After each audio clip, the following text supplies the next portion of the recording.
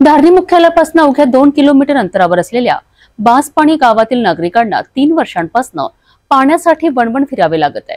उभारलेली भली मोठी पाण्याची टाकी केवळ शोभेची वस्तू ठरली असून पाणी पुरवठा अजूनही सुरू झालेला नाही।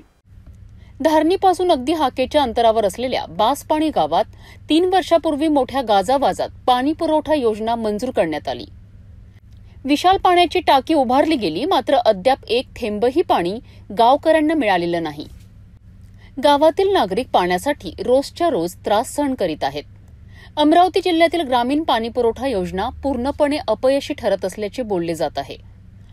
जिल्हाधिकारी, मुख्य कार्यकारी अधिकारी, कलेक्टर आणि कमिशनर यांनी याकडे तातडीने लक्ष देण्याची गरज आहे। लाखो कोटी रुपये खर्च करूनही ग्रामीण पाणी पुरवठा योजनांची दुर्दशा कायम आहे।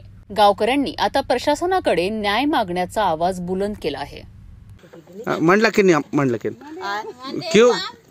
आ रहा पानी? कितने दिन से नहीं है नल? नहीं दिन हो गया, महीना 2 महीना नहीं आ रहा।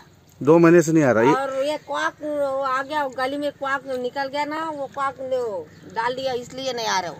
और पानी की टाकी नया वाला चालू हुआ कि नहीं? नहीं हुआ ना, नहीं हुआ।